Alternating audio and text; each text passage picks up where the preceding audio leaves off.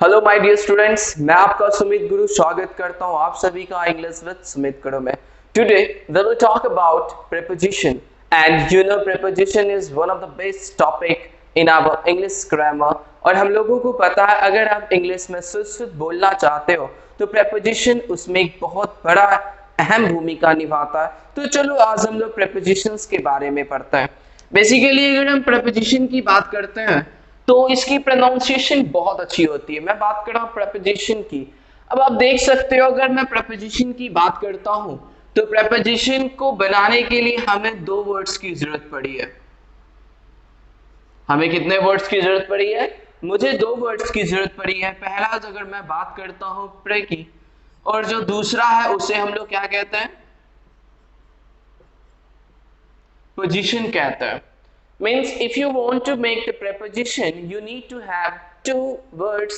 If you talk about the first one, it is known as pre and the second one is known as position. Let's go.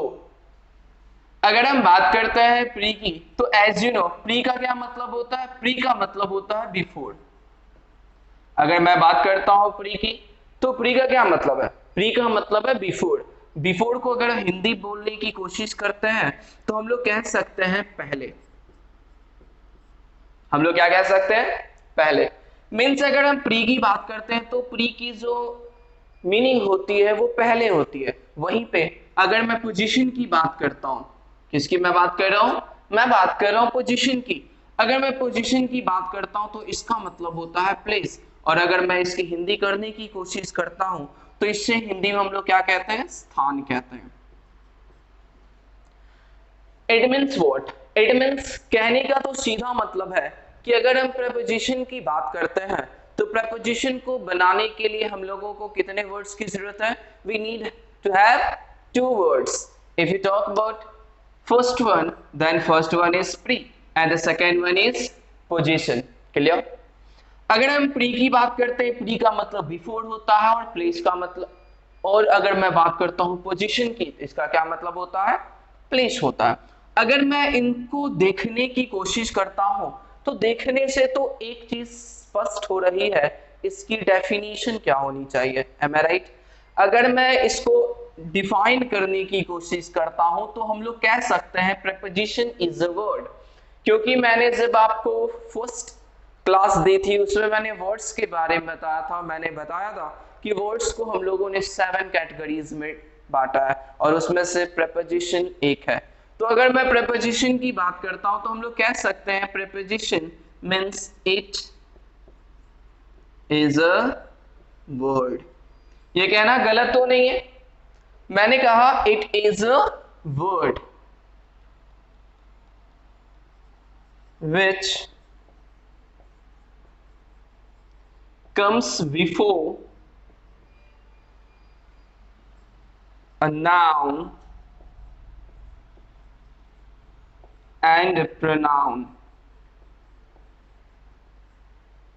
मैं किसकी बात कर रहा हूं? मैं बात कर रहा हूं इस वर्ड की।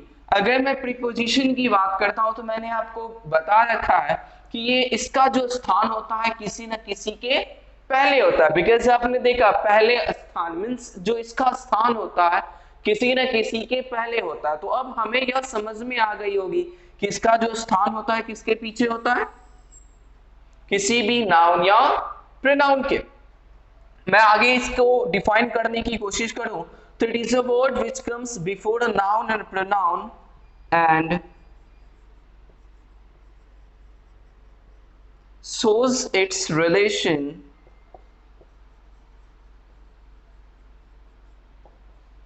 to other words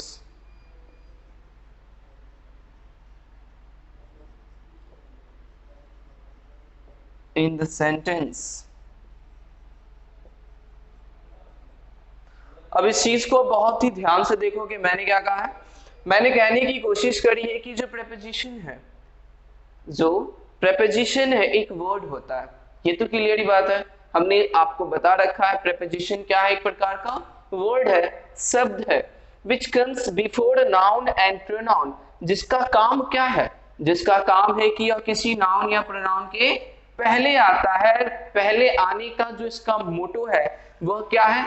and shows its relation, और इसका जो संबंध है वो उसी सेंटेंस के दूसरे शब्दों के साथ कराने की कोशिश करता है। क्लियर सी बात है। अगर हम बात करते हैं it is a word which comes before a noun and pronoun, clear सी बात है कि ये जो प्रेपोजिशन का काम है वो किसी नाउन या प्रोनाउन के पहले आकर उस नाउन या प्रोनाउन का जो संबंध है, उस नाउन या प्रोनाउन का जो रिलेशन है वो सेंटेंस के दूसरे शब्दों के साथ कराता है। क्लियर है। अब एक डाउट आपके मन में आ रही है, सर दूसरे शब्द ये कौन कौन से हैं? आपके पास एक डाउट जरूर आ रही होगी, सर ये नाउन या प्रोनाउन का जो संबंध है ये दूसरे शब्दों के साथ कराता है, तो ये दूसरा शब्द क्या है? मैं इस चीज पे चर्चा करने वाला हूं, आप इस चीज को ध्यान से लिखिए।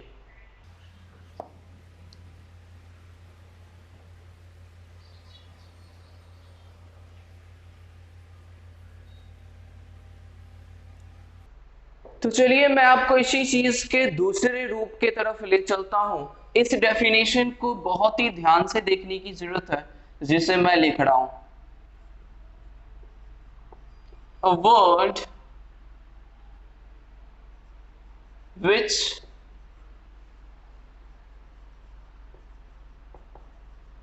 relates, मैं क्या बात कर रहा हूं? A word which relates the position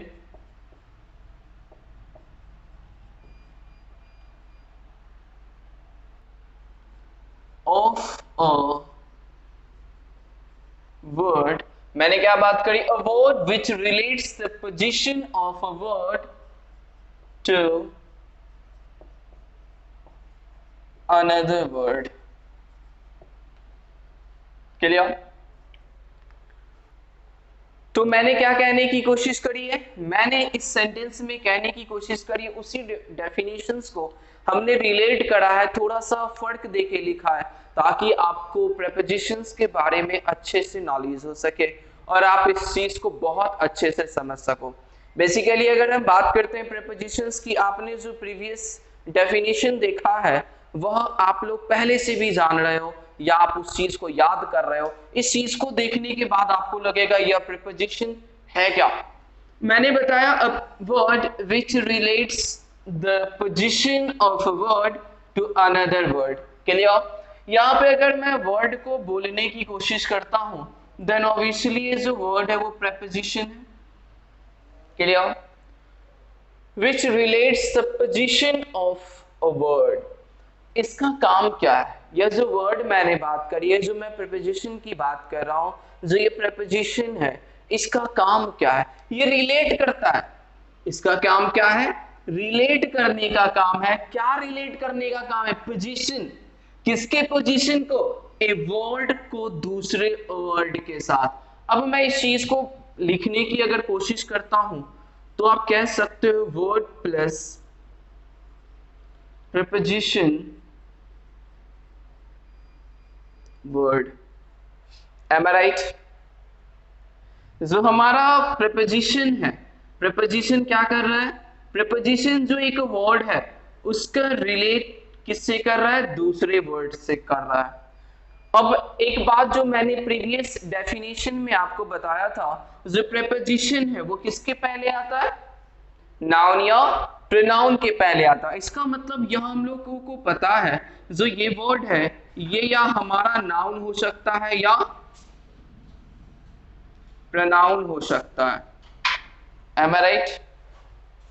एक चीज जो हमें समझने वाली बात है, जो हमने बताया है आपको प्रीवियस डेफिनेशंस के अनुसार, यह जो हमारा नाउन है या तो प्रोनाउन है। एसेट के लिए अब हमारी बात इस पे आती है, जो ये नाउन या प्रोनाउन का जो रिलेशन है दूसरे शब्दों के साथ करा रहा है, तो ये दूसरे शब्द क्या है इसके बारे में हम थोड़े से एग्जांपल से देख लेते हैं।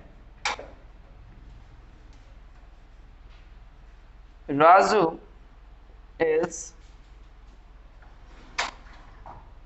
in the class।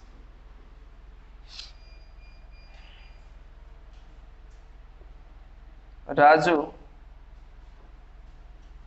came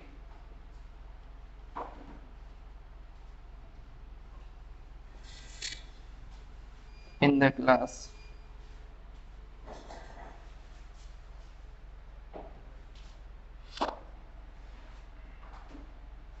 Raju found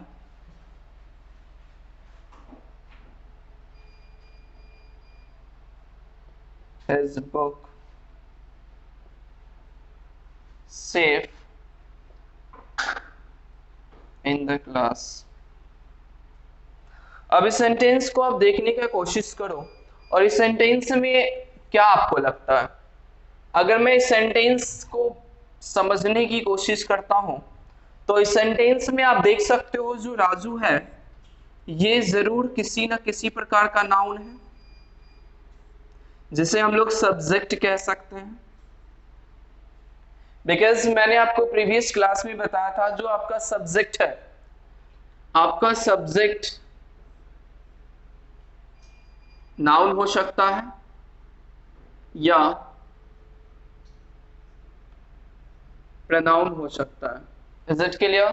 अगर नाउन हो सकता है ऑब्वियसली ये प्रोनाउन भी हो सकता है, क्योंकि आपको पता है pronoun is a word that comes at the place of a noun.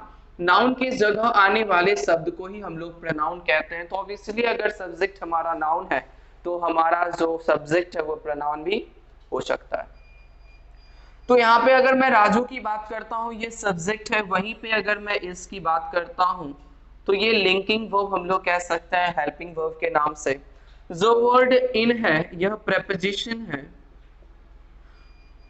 और ये जो प्रेपोजिशन आया है वो द क्लास के लिए आया है जो एक नाउन है।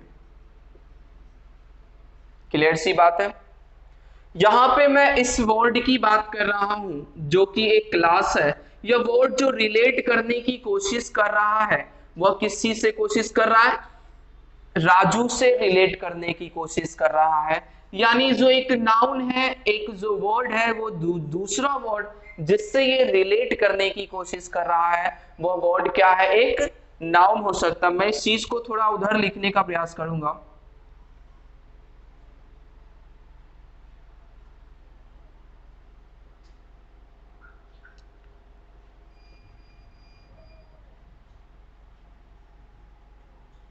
तो इस चीज में हमने देखा कि जो ये वर्ड है इस वर्ड को अगर मैं समझने की कोशिश करता हूं तो ये वर्ड क्या हो सकते हैं? नाउन हो सकते हैं। जो ये प्रेपोजिशन इस नाउन को रिलेट करने की कोशिश कर रहा है। वहीं पे अगर हम दूसरे सेंटेंस की बात करते हैं राजू, जहां पे राजू हमने क्या डाला है? सब्जेक्ट डाला है। केम हमारा मेन वर्ब है जिसे हम लोग एक्शन वर्ब के नाम से भी जानते हैं। इन जो हमारा वर्ड है इसे हम लोग प्रेपोजिशन कहने का काम करते हैं। और यहाँ पे जो दूसरा हमारा वर्ड है इसे हम लोगों ने क्या कहा है? नाउन कहा है, जो कि एक वर्ड हम लोग कहते हैं because noun is a word. अब यहाँ पे अगर मैं सोचने का काम करता हूं, अगर यहाँ पे हम समझने की कोशिश करते हैं तो हमारा जो क्लास है यह जो रिलेट करने की कोशिश कर रहा है वह किससे कर रहा है? वर्ब से कर रहा है। जो हमारा दूसरा वर्ड है जिसके बारे में हम लोग बात कर रहे थे ये नाउन हो सकता है। Is it clear? अगर ये नाउन हो सकता है तो प्रोनाउन हो सकता है, ये मैंने आपको पहले भी बताया है। और इस शब्द में हम लोगों ने देखा जो ये एक नाउन है वो किससे रिलेट करने की कोशिश कर रहा है? वर्ब से।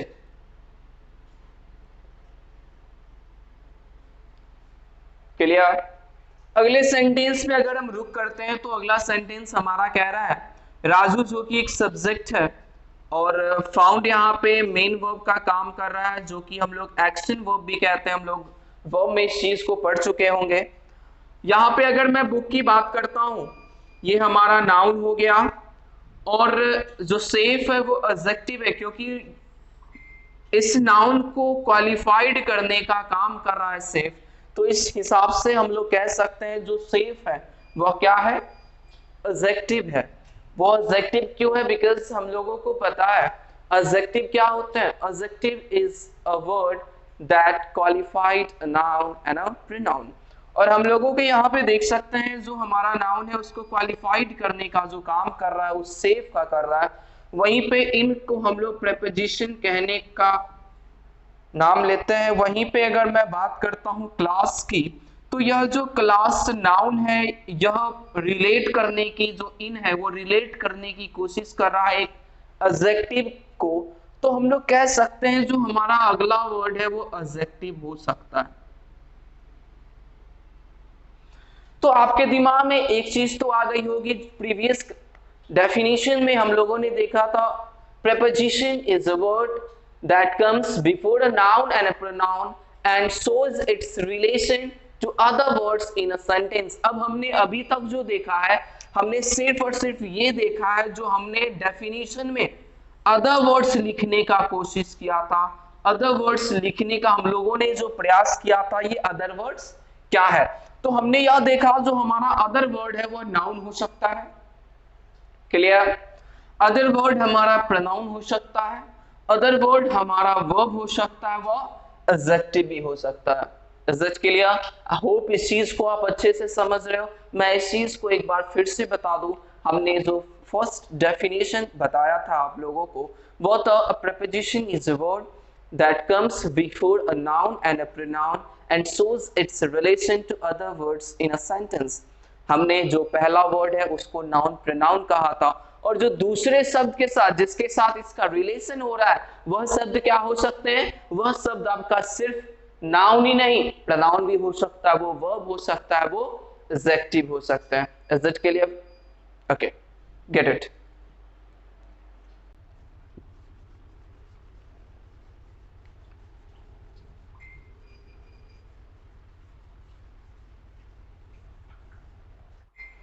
मैंने आपको पहले ही बताया था जो प्रेपोजिशन है वो इंग्लिश ग्रामर की रीड होती है, और आज हम लोग रीड के बारे में बात कर रहे हैं ताकि हम लोग इंग्लिश ग्रामर को बहुत अच्छे से समझ सके। Is it clear everyone?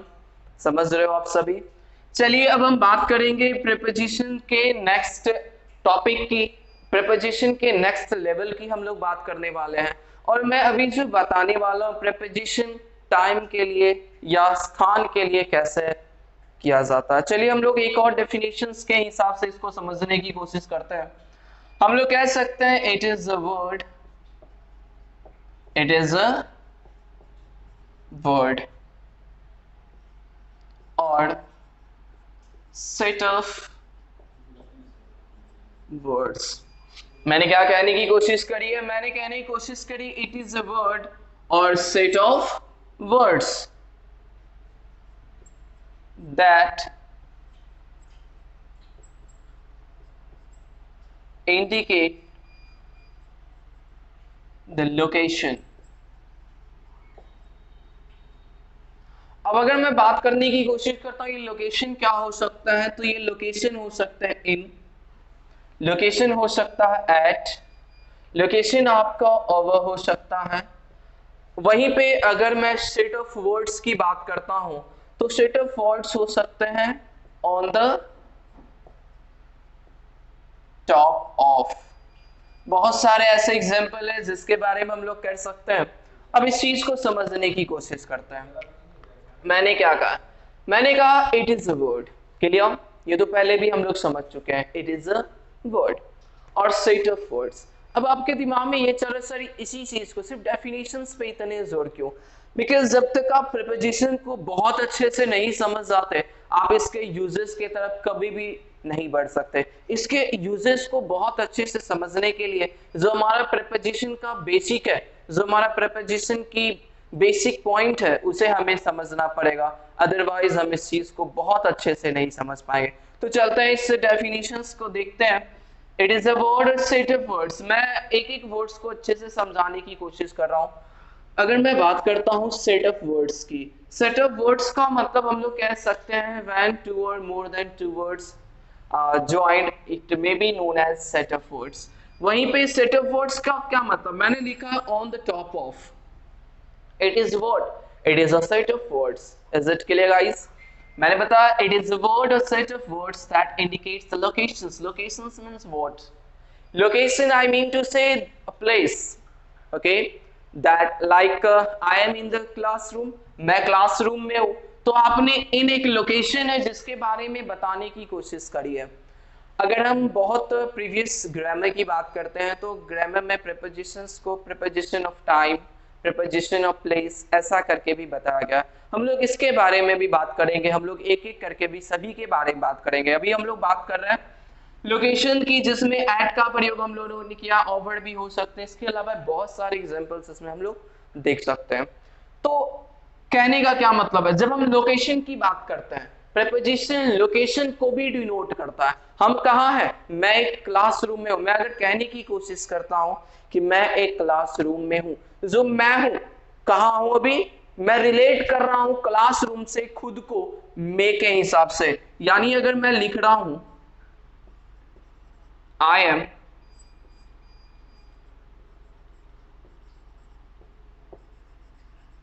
in the classroom,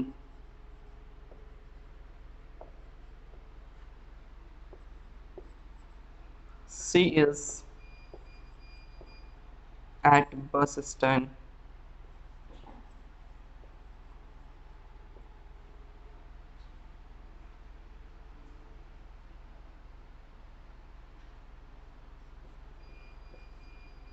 fan is moving,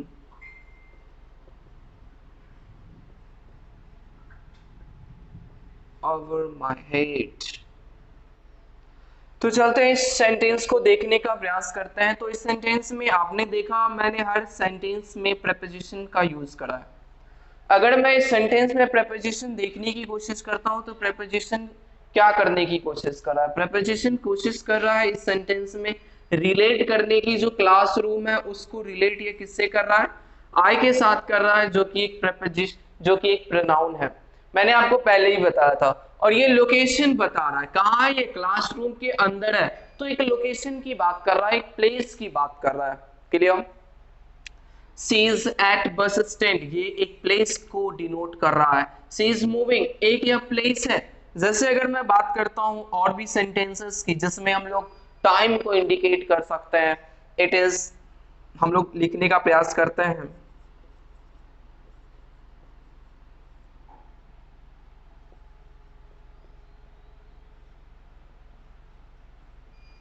She came at 5 o'clock, वो 5 बजे आई थी, आई।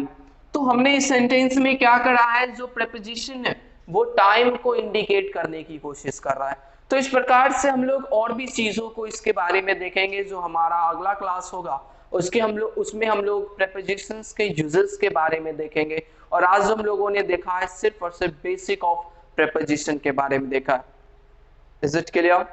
तो अगर आप इस चीज को समझ पा रहे हो तो इस चैनल को जरूर सब्सक्राइब करें, लाइक करें और बेल आइकन जरूर दबाएं, ताकि मैं जब यूजेस ऑफ प्रेपोजिशन आप लोगों के साथ लेके आऊं तो वह आपको डायरेक्ट आपके फोन में नोटिफिकेशंस के माध्यम से पहुंच जाए और आप उस चीज को अच्छे से देख पाए। Thank you.